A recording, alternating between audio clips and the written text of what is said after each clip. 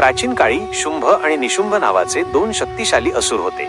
त्यांना ब्रह्मदेवाकडून वर मिळाल्यामुळे ते खूप गर्विष्ठ झाले होते. यामुळे त्यांच्यामध्ये खूप अहंकार आला आणि त्यांनी स्वर्गावर कब्जा केला. त्यांनी देवांचे अधिकार काढून घेतले आणि यज्ञ पूजा अर्चा बंद पडल्या. यामुळे विश्वात हाहाकार माजला. या राक्षसांचा नाश करण्यासाठी सर्व देव एकत्र आले आणि त्यांनी देवी आदिशक्तीची आराधना केली.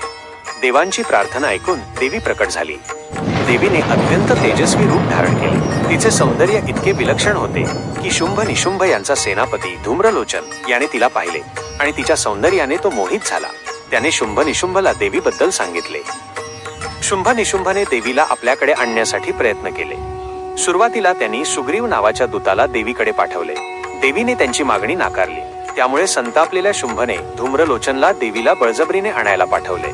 धूम्रलोचन आपल्या सैन्यासह आला, पण देवीने एका हुंकारात त्याला भस्म केले. त्यानंतर शुंभने चंडमुंड नावाच्या राक्षसांना पाठवले. देवीने त्यांच्याशी घनघोर युद्ध केले. देवीच्या क्रोधातून काली प्रकट झाली. कालीने चंडमुंडाचा वध केला आणि त्यांची शिरे देवीला अर्पण केली. यामुळे देवीला चामुंडा हे नाव मिळाले. यानंतर रक्तबीज नावाचा राक्षस युद्धात उतरला. रक्तबीजाला असा वर मिळाला होता की त्याच्या शरीरातून जमिनीवर पडणाऱ्या रक्ताच्या प्रत्येक थेंबातून हजारो नवीन रक्तबीज तयार होत होते. देवीला हे आव्हान समजले. तिने कालीला सांगितले की रक्तबीजाच्या शरीरातून जमिनीवर पडणाऱ्या प्रत्येक थेंबाला जमिनीवर पडण्याआधीच पिऊन घे.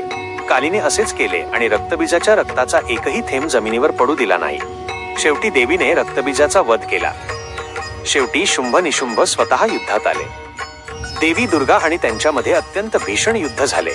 देवीने आपल्या त्रिशूळ आणि इतर शस्त्रास्त्रांनी शुंभ आणि निशुंभचा वध केला. या विजयानंतर स्वर्गात आणि पृथ्वीवर पुन्हा एकदा शांतता प्रस्थापित झाली. देवी दुर्गाने असुरांचा नाश करून धर्म आणि न्यायाची स्थापना केली. म्हणूनच देवीला शक्तीचे प्रतीक मानले जाते.